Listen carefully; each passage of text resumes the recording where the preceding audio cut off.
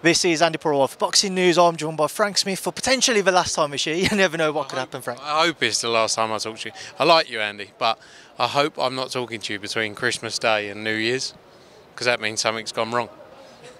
Well, I'm going to make it my mission to make sure that we do now. But yeah, Frank, here we are, Anthony Joshua with a dominant display there against Otto Wallin. What did you make of AJ's performance and his win? Brilliant performance. He had that bit of spite back, I think we saw the old AJ back that we wanted, and I think brilliant performance, brilliant win. He dominated Otto Wallin in there from rounds 1 to 5 rounds, ended before the 6. It was a tremendous performance and sets him up for some huge fights in 2024. One of those huge fights that was meant to happen is Deontay Yarde. He just said to me that fight was signed, it was done. Disappointed obviously with Joe Parker victory. Yeah, but look, Joseph Parker boxed tremendously and Deontay Wilder literally won maybe one round. That's all you could give him. So fair play, Joseph Parker, and it wasn't meant to be.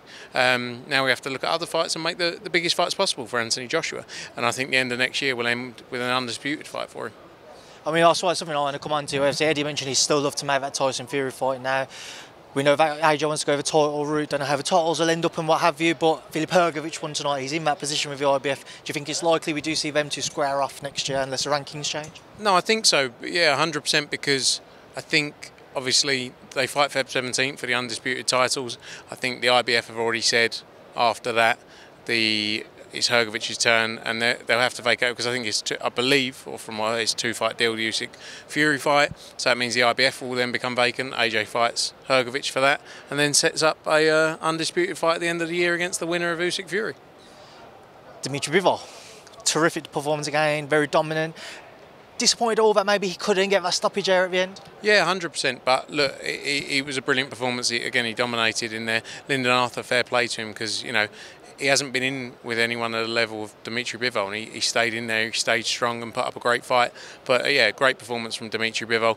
Look, he wants the big fights, he's wanted the big fights for a long time, and that the one obviously out there is the winner of Bitobiev against Smith for the undisputed next year, so hopefully we can see that. That fight's Jan 13th. That's a close fight, but he wants those biggest fights, and I'm sure we'll see it next year. Well, according to Dimitri, Turkey Al Sheikh has suggested a Opetaia fight. Yeah, I mean, that would be interesting. That would be interesting. I think, look, there's lots of opportunities for him as well. At one point he was talking about going to 168 as well to fight Canelo Alvarez. But yeah, look, he's up for any challenge. So let's see what happens. But that would be a massive fight between those two. Just final one before I let you go, Frank. Conor, Benn, Peter Dobson announced for Las Vegas. Just your take, how we ended up with Peter Dobson and what you're hoping Conor Benn shows come February. Yeah, look, I think it'll be a test. They both, Conor's been out the ring for a long time. Obviously had that one fight in September, and I think Peter Dobson's the right kind of fight for him. He's 16-0. I think the difference is that there's been a lot of talks about the likes of Barrios, Ugas, those kind of fights, but it just wasn't going to happen, unfortunately, within that time frame. And I think, look, Peter Dobson's a good fight in the US. We're going to Las Vegas, and I think it's the kind of thing he needs ahead of some big fights in 2024. Just a final one. Eddie said that the plan is to try and put him out in April as well. I imagine if you want a Barrios, you want a Ugas, you want a big name at least, you'd have to start the negotiation, say, middle to end of January.